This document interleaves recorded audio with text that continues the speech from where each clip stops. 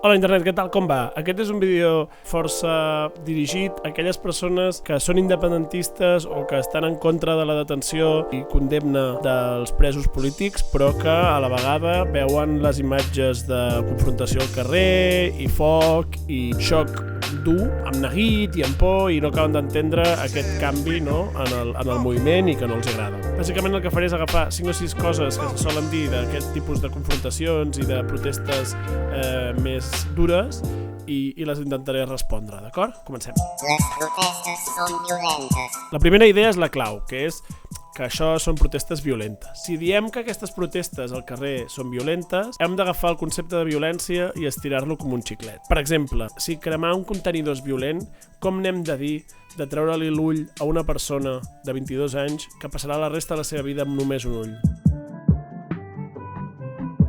Imagineu-vos què vol dir anar un dia a manifestar-te i que la policia et dispari, o sigui, fotent-se la llei al cul, et dispari i et tregui un ull, per sempre més. Si l'endemà que passa això, la gent, els polítics, els mitjans no estan senyalant allò com el fet més greu i més violent que ha passat, es destapa una mica què s'amaga darrere de l'ús de la paraula violència. Darrere de l'ús de la paraula violència no hi ha realment un neguit perquè la confrontació sigui molt agressiva. Si fa servir la paraula violència per referir-te a que els manifestants confronten a la policia i tallen el pas tirant containers o altres objectes al terra i cremant-los, si això és violència hem de buscar una paraula molt més dura, molt més sanguinària, molt més inhumana per referir-nos al que suposa treure-li un ull a una persona que s'està queixant perquè han posat a la presó a altres persones.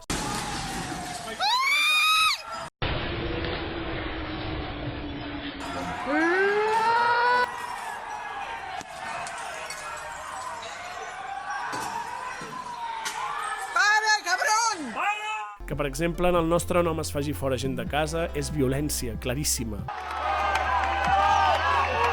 Això va provocar una càrrega que va ferir un home.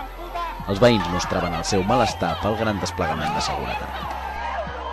Que en el nostre nom es dispari gent que intentava creuar el mar nedant per arribar a Espanya és violència. Que persones hagin de passar la propera dècada a la presó perquè han organitzat una manifestació pacífica o perquè han reivindicat el dret a votar és violència. Si fem servir aquesta paraula també per referir-nos a la confrontació més dura al carrer per part de manifestants, estem menyspreant l'ús de la paraula o estem fent una altra cosa que és la que crec que està passant. Estem utilitzant la forma més manipulada del concepte de violència, que només senyala aquell que mostra una injustícia o aquell que confronta una legalitat vigent.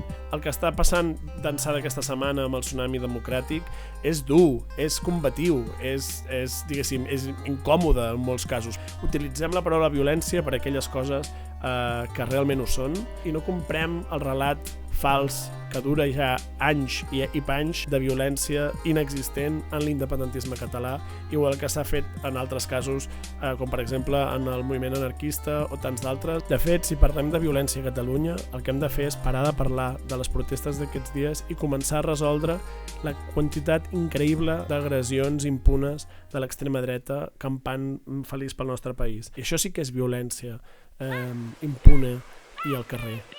Aquesta és la imatge que volen. Una altra idea que surt molt aquests dies és que aquesta és la imatge que volen, que dona una mala imatge, la confrontació al carrer d'aquesta mena. Ben mirat, si ho pareu a pensar, és molt fàcil veure que això és mentida. Si penseu en qualsevol dels moviments socials que han sortit al carrer i han combatut a la policia, per exemple, o recentment, doncs, evidentment, Hong Kong o a Bolívia, o si, per exemple, demà hi hagués confrontacions amb la policia als Estats Units o a Brasil per qüestions d'injustícia social, penseu un moment en quina sensació us produeixen aquestes imatges quan les veieu al 324 on sigui. No és aquesta gent d'aquest poble estan tots bojos i se'ls ha anat l'olla i realment el que cal és madura i forta. No penseu això, penseu per què carai aquesta gent s'està posant en aquesta situació, què passarà que és tan injust i tan dur que els fa sortir al carrer a jugar-se el cos i la vida, diguem. Aquesta també és l'aproximació dels mitjans internacionals, no? Quan hi ha un conflicte dur al carrer, el primer que fan els mitjans és intentar entendre què hi ha darrere aquell conflicte. Llavors fan aquella mena d'articles o vídeos que intenten explicar a la qüestió de fons, no? De fet, mostrar-se enfadat quan hi ha una injustícia és la forma més fàcil d'explicar que passa una cosa que no està bé i no és normal i no és assumible. La duresa al carrer el que fa és indicar que hi ha una situació injusta que no pot ser mantinguda d'aquella manera.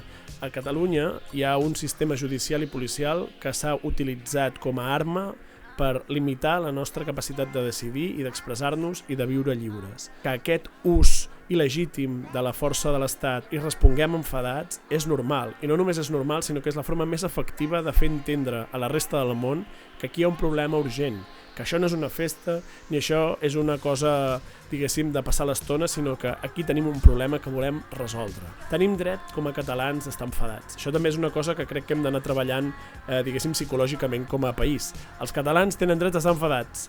No cal que sempre siguem els nens empollons que treuen bona nota i sempre somriuen. De fet, una cosa curiosa que fem els catalans és que ens solidaritzem amb moltes lluites que són dures i confrontatives al carrer, però en canvi, quan es tracta dels nostres interessos, diguéssim que ens influencia tant el discurs mediàtic i polític espanyol que ens sentim acomplexats de mostrar les nostres idees amb normalitat i duresa i cabreig.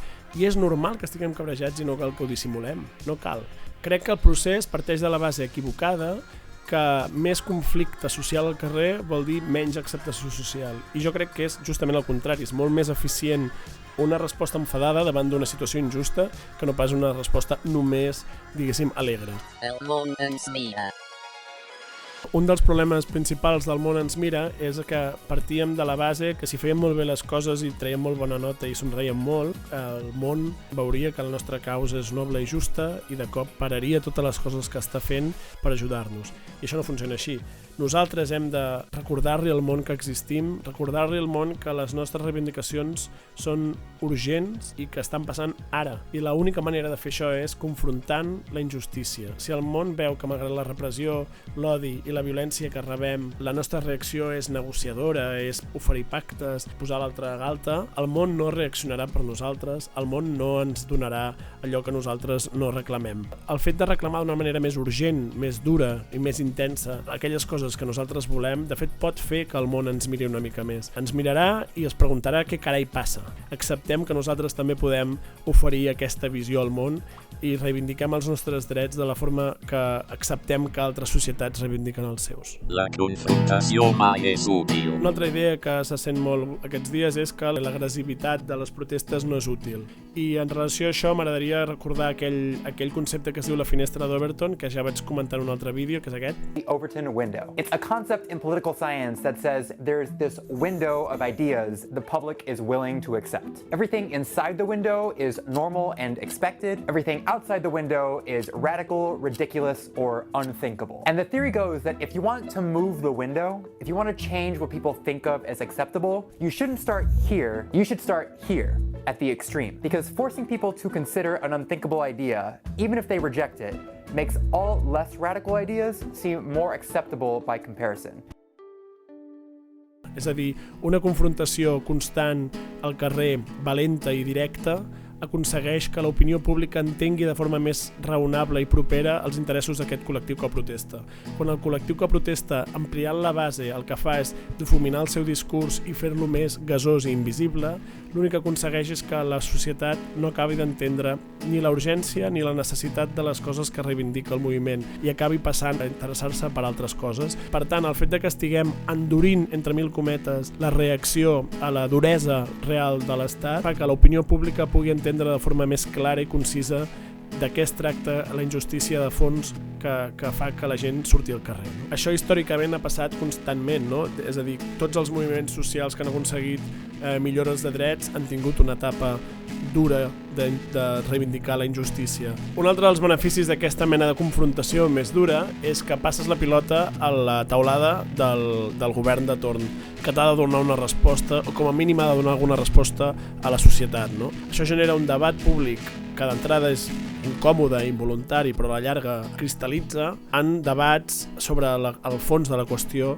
que genera aquest conflicte i aquest problema. No? Si protestes d'una manera que només és simbòlica, que no molesta ningú i que no afecta a la normalitat del dia a dia, el més probable és que la gent acabi per no fer-te cas i per no escoltar el que dius, perquè al principi generes una certa tensió i interès, però a la llarga acaba sent com una mosca, com un anunci. Una cosa com ambiental i del context històric, però que és fàcil de ridiculitzar i de passar una mica de l'assumpte. No? Amb això no vull dir que l'independentisme hagi de passar a convertir-se només en un moviment així. Crec que l'independentisme té una virtut, que és plural, té moltes formes de protesta, moltes originals, d'altres més tradicionals. La virtut serà que aconseguim aglutinar tots aquests espais de la societat i que no ens jutgem els uns als altres, sinó que aconseguim tots empènyer per generar una situació prou intensa i prou activa com perquè sigui impossible no escoltar-nos. Hem d'evitar un altre 155. Aquesta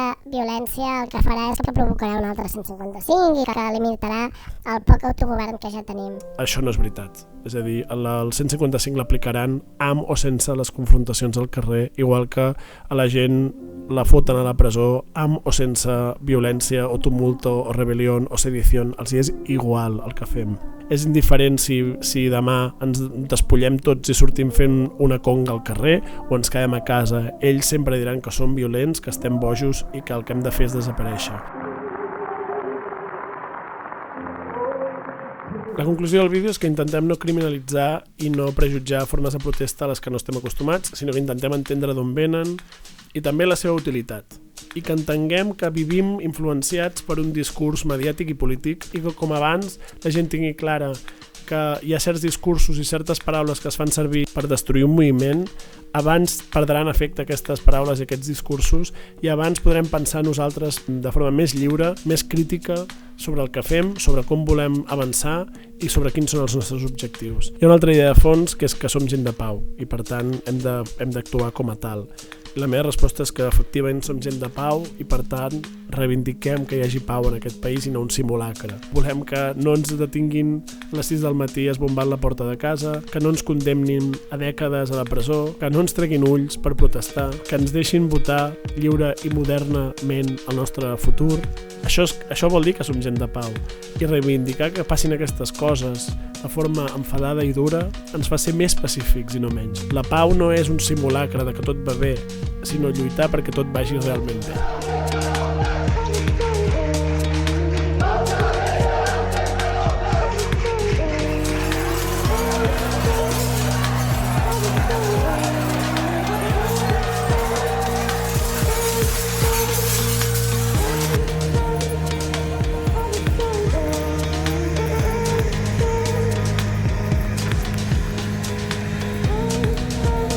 Si us ha agradat el vídeo i creieu que pot ser útil, compartiu-lo amb gent que aquests dies estigui una mica neguitosa o preocupada i ens veiem en el proper i també al carrer.